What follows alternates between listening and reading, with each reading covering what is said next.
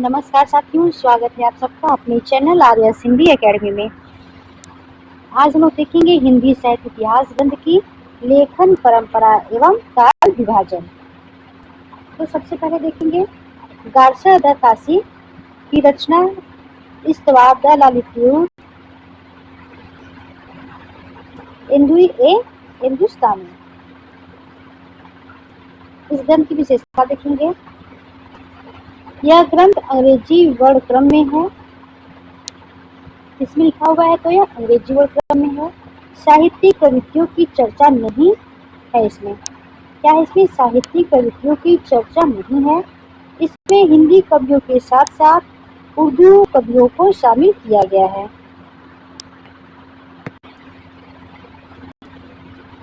और यह फ्रेंच भाषा में रचित है। किस भाषा में रचित है गार्सा द काशी की पुस्तक?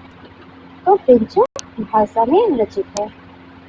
इसमें काल विभाजन का अभाव पाया जाता है। यह क्या है? वर्णनात्मक पद्धति पर आधारित ग्रंथ है।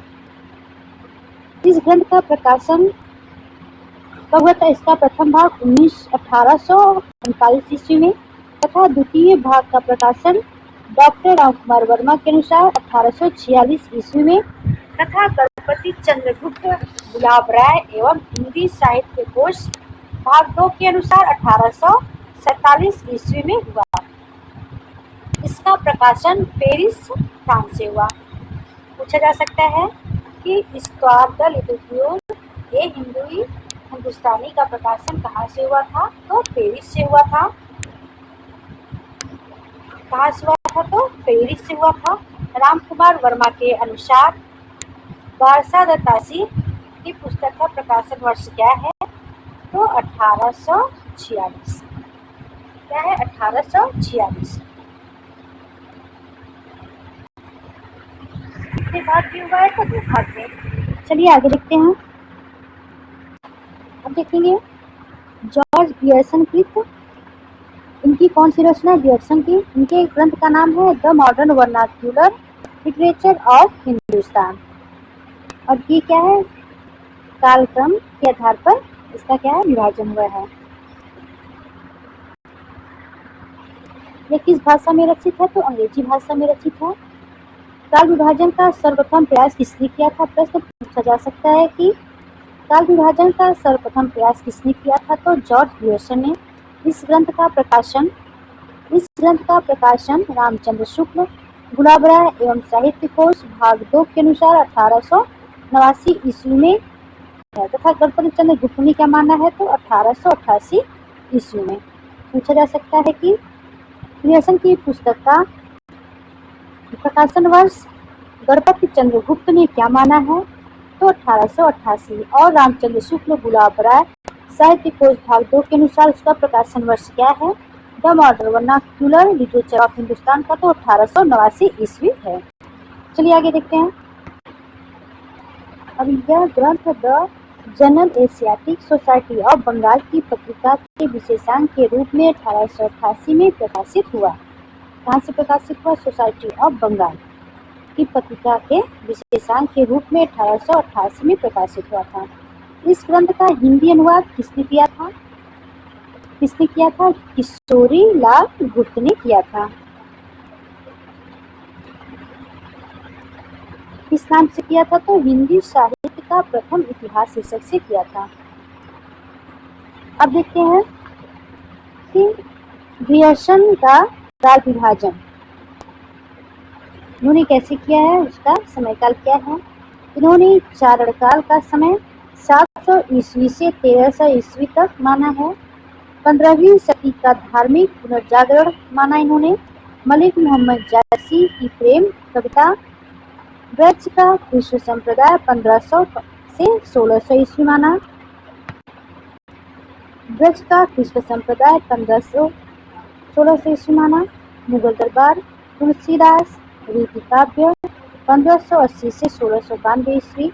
तुलसी के अनपरवर्ती 1600 से 1700 ईस्वी। 18वीं शताब्दी कंपनी के शासन में हिंदुस्तान 1800 से 1857 ईस्वी। महारानी विक्टोरिया के शासन में हिंदुस्तान इसका समय 1857 से 1887 ईस्वी माना है।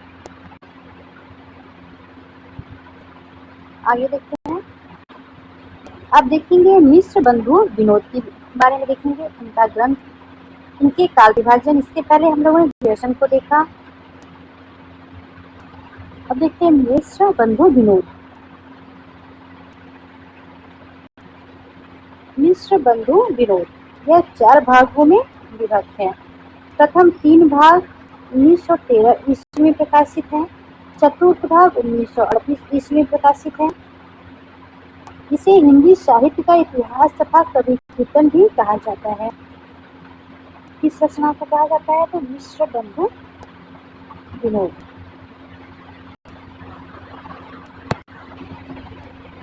तो मिश्र बंधु विनोद की रचना किसने? 3 भाइयों ने मिलकर किया है। 3 भाइयों के क्या क्या नाम थे? तीनों भाइयों ने कौन सी रचना की है? तो मिश्र विनोद। कितने भागों में किया है? तो 4 भागों में। प्रथम 3 भाग 1913 ईस्वी में प्रकाशित हुआ तथा चौथा भाग 1934 ईस्वी में प्रकाशित हुआ है। गणेश बिहारी, सुखदेव बिहारी और श्याम बिहारी, ये क्या थे? तीनों भाई थे। तीनों भाइयों ने मिलकर मिश्र बंधु विनोद नामक ग्रंथ की रचना की थी। कितने भागों में की थी या कितने भागों में विभक्त थी? तो 4 भागों में।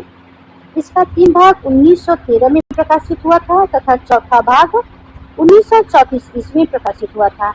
इस रचना को कवि कीर्तन भी कहा गया है। इस रचना को मिश्र बंधु विनोद। अब देखते हैं मिश्र बंधु विनोद के काल विभाजन। इन्होंने कैसे काल विभाजन किया है? सबसे पहले देखेंगे आरंभिक काल। इसका समय क्या माना इन्होंने? 700 से 44। 700 बिक्नी संवत से क्या माना है? 1444। इन्होंने इसको 2 भागों में बांटा आरंभिक काल को। एक पूर्वारंभिक काल, दूसरा उत्तरारंभिक काल। पूर्व आरंभिक काल का इन्होंने समय क्या माना है? तो 743 बिक्नी संवत। उत्तर आरंभिक काल का समय इन्होंने क्या माना है? 1344 बिक्नी संवत माना है। इसके बाद इन्होंने माध्यमिक काल को भी इन्होंने 2 भागों में बांटा है। एक पूर्व माध्यमिक काल जो 1445 से 1560 बिक्नी संवत माना है। दूसरा प्रौढ़ माध्यमिक काल जो 1561 से 1680 बिक्नी संवत माना है। तीसरा इनका काल विभाजन अलंकृत काल। आगे देखते हैं क्या है अलंकृत काल। इसको भी इन्होंने 2 भागों में बांटा है। एक पूर्वालंकृत काल 1600 से 81 1790 बिक्नी संवत। दूसरा भाग उत्तरालंकृत काल, इसका समय 1791 से 1889 बिक्नी संवत माना। इसके बाद अज्ञात काल।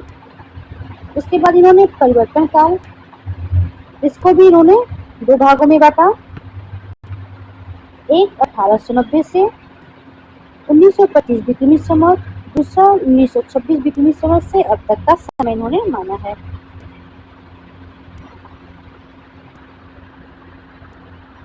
आगे देखते हैं। अब देखते हैं कुछ विशेष तथ्य भी।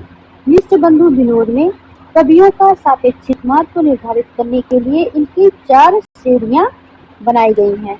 आचार्य रामचंद्र शुक्ल ने कवियों का परिचयात्मक विवरण इसी ग्रंथ से लिया है। किस ग्रंथ से? तो मिश्र बंधु विनोद से। इस कविवृत्त संग्रह मूलक इतिहास ग्रंथ में लगभग 5000 कवियों का विवरण मिलता है। कितने कवियों का? 5000 कवियों का विवरण मिलता है। साहित्य के विविधांगों का उल्लेख एवं साहित्यिक मूल्यांकन किया गया है। अब इसके बाद हम लोग देखेंगे आचार्य रामचंद्र शुक्ल के विषय में, इनका काल विभाजन, इनके ग्रंथ का क्या नाम है, इनके ग्रंथ का प्रकाशन वर्ष क्या है। चलिए आगे देखते हैं। अब देखेंगे आचार्य रामचंद्र शुक्ल, इनकी रचना हिंदी साहित्य का इतिहास। अब देखिए सबसे पहले इनका काल विभाजन। इन्होंने आदिकाल, वीरगाथा काल तथा आदिकाल का समय माना है 1050 से 1375 बिक्नी संवत। दूसरा पूर्व मध्यकाल या भक्तिकाल 1375 से 1700 बिक्नी संवत। उत्तर मध्यकाल रीतिकाल 1700-1900 बीपी सम्मत माना है। आधुनिक काल गद्य काल 1900 से 1984 बीपी सम्मत इन्होंने माना है। ये काल विभाजन किसका है तो आचार्य रामचंद्र शुक्ल जी का है। आगे देखते हैं। हिंदी शब्द सागर की भूमिका के रूप में लिखा गया यह ग्रंथ काशी नागरी प्रचारी सभा द्वारा प्रकाशित हुआ था। हिंदी साहित्य का इतिहास कहाँ से प्रकाशित हुआ था तो काशी नागरी प्रचारी सभा से प्रकाशित हुआ था। पहले यह ग्रंथ हिंदी साहित्य की रूपरेखा के रूप में हिंदी शब्द सागर की भूमिका में, फिर उसके बाद हिंदी साहित्य विकास शीर्षक से 1929 में प्रकाशित हुआ। कब प्रकाशित हुआ 1929 में। 1940 ईस्वी में यह ग्रंथ परिवर्तित एवं संशोधित रूप में प्रकाशित हुआ था। कब हुआ था 1940 में। यह विधेयवादी पद्धति पर आधारित ग्रंथ है। किस पे आधारित है हिंदी साहित्य का इतिहास तो विधेयवादी पद्धति पर आधारित है। इन्होंने इसका काल विभाजन के दो आधार माने हैं। उनके काल विभाजन के दो आधार कौन कौन से हैं? एक तो परंपरा, दूसरा काल विभाजन के दो आधार इनके हैं शुक्ल जी के कौन कौन सा? एक परंपरा, दूसरा युग की साहित्यिक प्रवृत्ति। इसमें ग्रियर्सन के ग्रंथ को बड़ा कविवृत्त संग्रह, ग्रियर्सन के ग्रंथ को क्या कहा है इसमें? बड़ा कविवृत्त संग्रह तथा शिव सिंह सेंगर के ग्रंथ को वृत्त संग्रह कहा है। अपनी किस रचना में तो हिंदी साहित्य के इतिहास में शुक्ल जी ने शिव सिंह सेंगर की जो ग्रंथ हो उसको इन्होंने वृत्त संग्रह कहा है। और मिश्र बंधु की जो रचना मिश्र बंधु विनोद है उसको इन्होंने क्या कहा था? बड़ा भारी कवि वृत्त संग्रह कहा है। प्रश्न पूछा जा सकता है कि शुक्ल जी ने किसके ग्रंथ को बड़ा भारी कवि वृत्त संग्रह कहा है तो मिश्र बंधु विनोद को। वृत्त संग्रह किस ग्रंथ को कहा है तो शिव सिंह सेंगर के ग्रंथ को इन्होंने वृत्त संग्रह कहा है। क्या कहा है? वृत्त संग्रह कहा है। बड़ा कवि वृत्त संग्रह किसे कहा है तो किसकी रचना को कहा है? ग्रियर्सन के ग्रंथ को कहा है।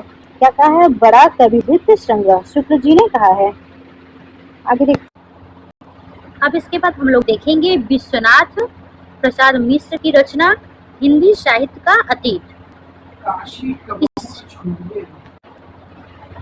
हिंदी साहित्य का अतीत कितने भागों में विभाजित है तो दो भागों में। अब देखते हैं विश्वनाथ प्रसाद मिश्र का काल विभाजन इन्होंने क्या माना है। आदिकाल का समय इन्होंने 1000 से 1400 बीपी सम्मत माना है। भक्ति काल या पूर्व मध्यकाल का समय 1400 से 1700 ईस्वी माना है। उत्तर मध्यकाल श्रृंगार काल का समय 1700 से 1900 बीपी सम्मत और आधुनिक काल या गद्य काल 1900 बीपी सम्मत से अब तक माना है। गद्य काल किसने कहा था? आधुनिक काल को तो किसने कहा था? शुक्ल जी ने कहा था। आगे देखते हैं दूसरा प्रश्न। अब इसके बाद हम लोग देखेंगे आचार्य हजारी प्रसाद द्विवेदी का काल विभाजन। इनके ग्रंथ का क्या नाम था तो हिंदी साहित्य का उद्भव एवं विकास। इसका प्रकाशन वर्ष क्या था? 1952। इसके अतिरिक्त द्विवेदी जी के अन्य दो साहित्य इतिहास ग्रंथ है हिंदी साहित्य की भूमिका, हिंदी साहित्य का आदिकाल जिसका प्रकाशन वर्ष 1940 तथा वर्ष 1952 में हुआ है। आगे देखते हैं। अब इनका काल विभाजन देखेंगे हजारी प्रसाद द्विवेदी जी का। इन्होंने हिंदी साहित्य का आदिकाल का समय माना है 10वीं से 14वीं शताब्दी। भक्ति काल का समय उन्होंने क्या माना है तो 14वीं से 16वीं शताब्दी। रीति काव्य का क्या माना है समय काल 16 से 19वीं शताब्दी। आधुनिक काल का क्या माना है 19वीं शताब्दी के आरंभ से। यह किसका काल विभाजन है तो हजारी प्रसाद द्विवेदी का है। आगे देखते हैं। अब देखेंगे हिंदी साहित्य का आलोचनात्मक इतिहास। यह ग्रंथ किसका है तो डॉक्टर रामकुमार वर्मा का है। किसका है ये ग्रंथ? डॉक्टर रामकुमार वर्मा का ग्रंथ है हिंदी साहित्य का आलोचनात्मक इतिहास। इसका प्रकाशन वर्ष क्या है? 1938। आचार्य रामचंद्र शुक्ल के साहित्य इतिहास ग्रंथ की भांति इन्होंने भी अध्यायों का विभाजन प्रकरणों में किया है। इसमें किया है, प्रकरणों में किया है। अब चलिए इनका देखते हैं काल विभाजन। इन्होंने कैसे काल विभाजन किया है, उसका समय काल क्या रखा है, आगे देखते हैं। पहला प्रकरण संधि काल, जो 750 से 1200 विक्रमी संवत माना है। सिद्ध साहित्य जैन साहित्य के अंतर्गत इसे रखते हैं। दूसरा प्रकरण चारणकाल, जो 1000 से 1375 विक्रमी संवत माना है। तीसरा प्रकरण भक्ति काल है, जिसका समय 1375 से 1700 विक्रमी संवत माना है। इसको इन्होंने 4 भागों में किया है, संत का, प्रेम का, राम काव्य और कृष्ण काव्य। आप देखेंगे गणपति चंद्रगुप्त ने कैसे साहित्य का, कैसे काल विभाजन किया है। गणपति चंद्रगुप्त के ग्रंथ का क्या नाम था? तो हिंदी साहित्य का वैज्ञानिक इतिहास पूछा जा सकता है। हिंदी साहित्य का वैज्ञानिक इतिहास किसका ग्रंथ है? तो गणपति चंद्रगुप्त का। इसका प्रकाशन वर्ष क्या है? 1965। कितने भागों में है? तो 2 भागों में है। काल विभाजन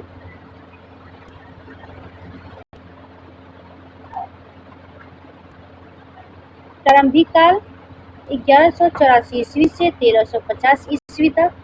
मध्यकाल क्या माना है समय? 1350 ईस्वी से 1857 ईस्वी माना है। इन्होंने इनका मध्यकाल का काल विभाजन कैसे किया है, इन्होंने कितने भागों में, इसको भी देखते हैं। एक तो पूर्व मध्यकाल, जिसे उत्कर्ष काल भी कहा जाता है, इसका समय 1350 ईस्वी से 1500 ईस्वी तक है। मध्यकाल, जिसको चरमोत्कर्ष काल भी कहा जाता है, 1500 ईस्वी से 1600 ईस्वी तक। उत्तर मध्यकाल, अपकर्ष काल, 1600 ईस्वी से 1857 ईस्वी। आधुनिक काल 1857 ईस्वी से 1857 ईस्वी से अब तक। इसको भी 2 भागों में माना है। ये बांटा है स्वतंत्रता पूर्व युग 1857 ईस्वी से 1947 ईस्वी। स्वतंत्रोत्तर युग 1947 ईस्वी से अब तक। आगे देखते हैं।